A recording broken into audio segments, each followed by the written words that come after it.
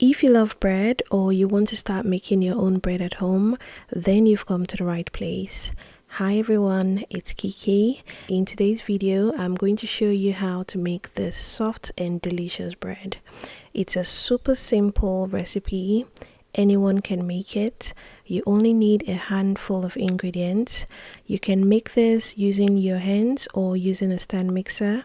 And in this video, I'm going to show you how to do both. I make this every week and everyone loves it. No doubt you would love it too. Let's get started. So these are the ingredients you will need for this recipe. You need some water, flour, sugar, salt, butter, powdered milk and oil. You can replace the water with liquid milk. If you're doing that, simply omit the powdered milk. The exact measurements and recipe is going to be in the description box. I'm also going to have the written recipe and measurements on my website kikifoodies.com, so you can check that out. You also need yeast. You can use instant yeast or active dry yeast for this recipe, and I'm going to explain the difference shortly. You also need 2 loaf pans because this recipe is for 2 loaves, although you can make just one by cutting down the recipe for half.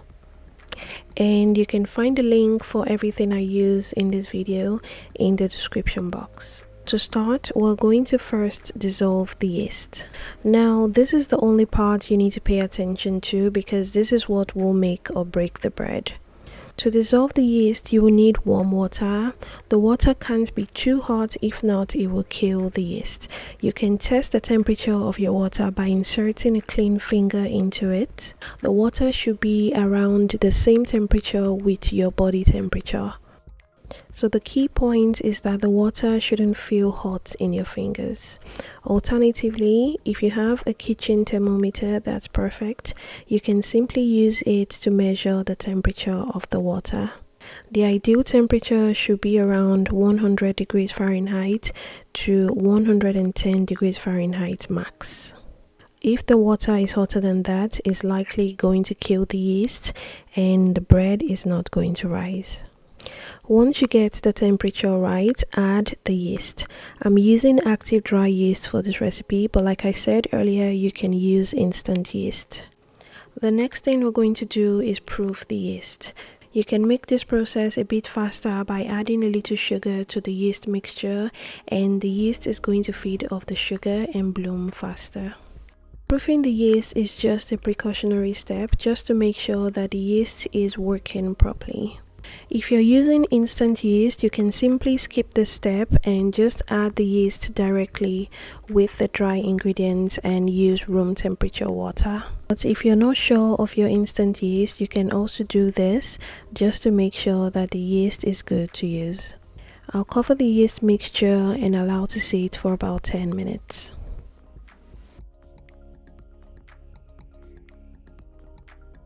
While the yeast is blooming, I'm going to show you how to measure your flour properly for my recipes. Avoid scooping the measuring cup into the flour directly. Instead, what you want to do is use another cup or spoon and sprinkle the flour on the measuring cup, and then you're going to get a knife and level. This is what's going to give you the closest measurements, especially for my recipes. If you have a kitchen scale, that's even better. I always use a kitchen scale for all my measurements, so it's going to give you the most precise measurements, especially for this recipe. Check on the yeast mixture. After about 10 minutes, the yeast mixture should have bloomed like this, and this simply tells you that the yeast is good to use. If you trust the yeast and you're very knowledgeable about the right temperature of water, then you don't need to do this step every time. So for dry yeast, you can simply dissolve in water because dry yeast does need to be dissolved before baking.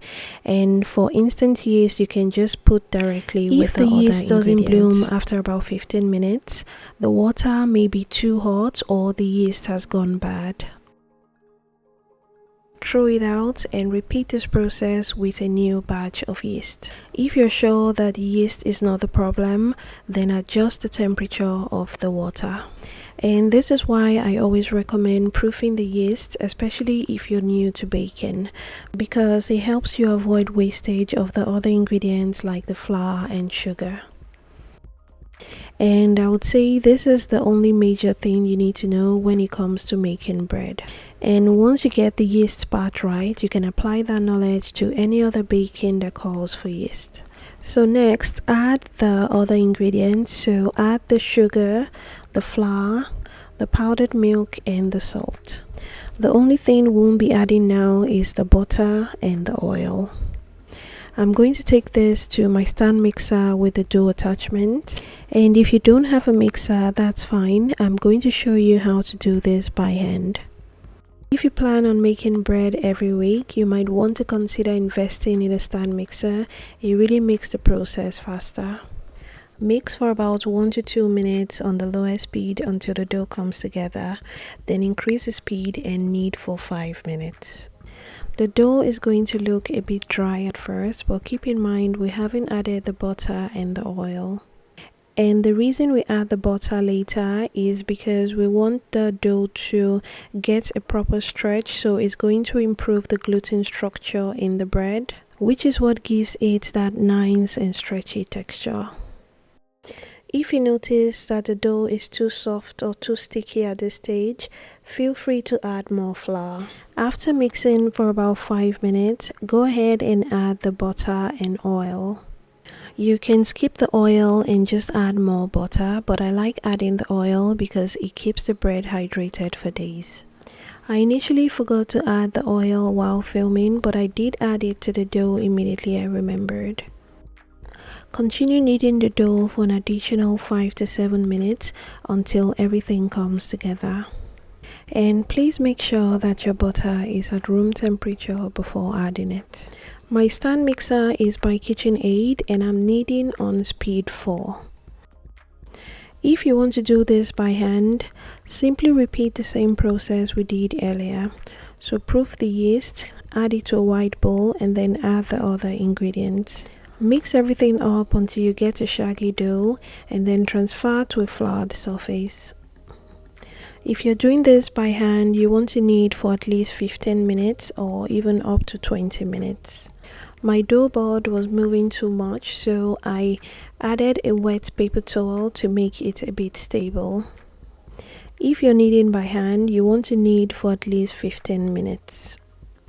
It's going to be a bit tedious and it will give you an arm workout, but I promise it will be worth it. Also, when you're kneading by hand, when it's time to add the butter, don't add the butter all at once. Adding the entire butter is going to make it really hard to knead, so you want to add maybe 2 to 3 times in little portions. Continue kneading until you get a smooth dough. For the oil, repeat the same process you did with the butter. So add a little bit of the oil to the kneading surface and then continue to knead until all the oil has finished. You need only about 1 tablespoon of oil for this dough. To test if the dough is kneaded enough, you can cut a little part of the dough and very slowly stretch the dough to see how elastic it is. If the dough tears almost immediately, it means the dough is not kneaded enough. But if the dough stretches really well and it's thin and it doesn't tear, it means your dough is very well kneaded. You can also test the elasticity of the dough by poking it with your finger. If the dough springs out immediately, it means the dough is very well kneaded. This is usually the best I can do with hand kneaded dough, and yes, the bread does come out really great. I also apply the same test even when using a machine to know when the dough is ready. If the dough tears very easily like this, then you need to knead for longer. So knead for a bit longer, and when the dough is stretchy like this without tearing very easily, you know that the dough is ready and well kneaded. Next, cover the dough with a plastic wrap, or you can use a clean kitchen towel. Now you're going to allow this rise for about 1 hour or until it's doubled in size. The rise time may vary based on where you are. Usually, colder environments may require a longer rise time, and if you're in a warmer climate, it will rise faster. If you're in a colder environment, you can put the dough in a slightly warm place. So what I usually do is I turn on my oven for about 40 seconds, turn it off, and then I place the dough there, and it should be just the right temperature for the dough to rise fast. If you have a proof setting in your oven, you can definitely use that. You can also skip this step completely and just go ahead and shape the dough and place in the pan. What the first rise does is that it makes the bread more stretchy and it gives it a slightly better flavor. Most times I don't have the patience to proof twice and the bread still comes out pretty great. Towards the end of the video, you'll be able to see the difference between the bread I proofed just once and the one I proofed twice. After about 1 hour or so, the dough should have doubled in size. This is my favorite part, punching the dough to release the air bubbles formed while proofing. Divide the dough into 2 equal pieces. You can simply just eyeball it, or you can measure the entire dough with a kitchen scale and then divide that figure in 2. Use the same scale to measure the individual dough until you get the exact half amount.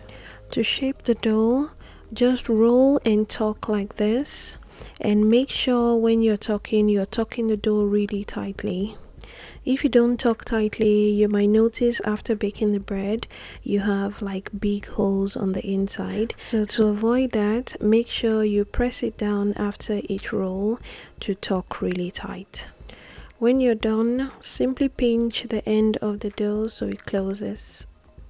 Add a little oil to the surface of the dough. This will give it a good shine and prevent it from drying out. If the tuck and roll is a bit complicated for you, you can simply just use a rolling pin to roll the dough out and then just roll it tightly.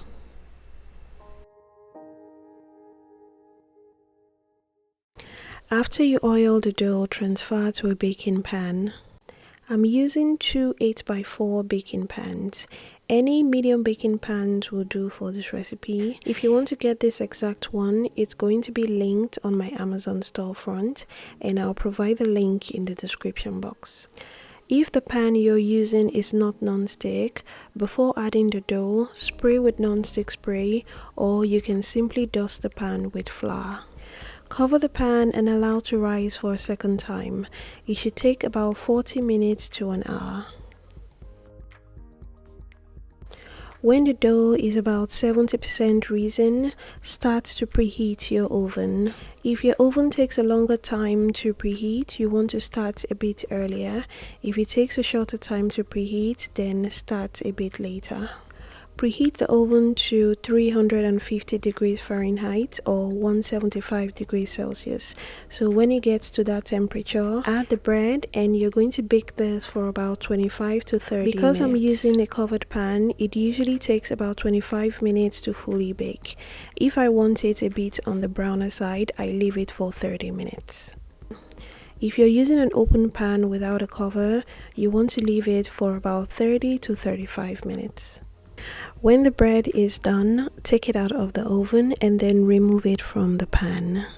If it's a bit difficult to remove from the pan, you can heat the bread on each side like this. You can do this on the floor or on your countertop just to loosen the bread a little, and after doing this, it will slide right out.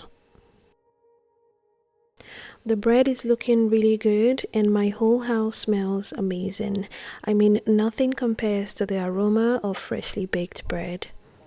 If you like the back of your bread on the softer side, bag the bread while it's still hot. But don't seal the bread completely so the back doesn't become too wet or soggy. Allow the bread cool down completely before slicing. Here's what it looks like sliced. The bread is really soft and it has a very nice texture. This is one of the major advantages of proofing your bread twice. You can try out the different methods if you're up for it and let me know which one you prefer. This is the bread I only proofed once, and I'm going to slice into it so you can see the difference. This one is also really soft and it tasted really nice.